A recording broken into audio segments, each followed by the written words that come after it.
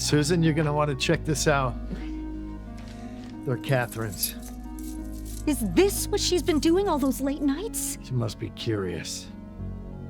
Experimenting. That's it. I'm going up there.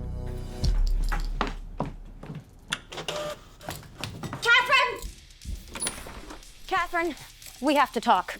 What do you want? Your father and I saw what you've been doing on the family computer. You went through my tabs? Cat, sweetie. We know about Figma Draw. But no buts. Whatever happened to just importing your SVG files? Figma is fine for moving rectangles around, but for art? Oh, you don't understand. You can add text to a path, make wiggly dynamic strokes, use brushes and blurs.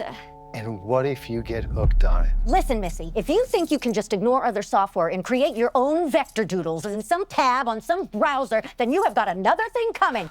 And let me tell you, oh, don't Susan me, Tom. You said it yourself. Figma is for buttons and sliders. It's for practical business application. It's no place for a little girl like you to just... Express yourself. I'm not a little girl. I'm an artist. I made beautiful images without using any outside programs, and you guys are mad at me? Open your brains. Design can be imaginative and expressive. It doesn't need to be clean and flat. I can be an artist and a product designer, or even a brand designer.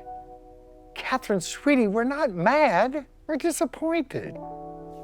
Disappointed that you didn't tell us about this earlier.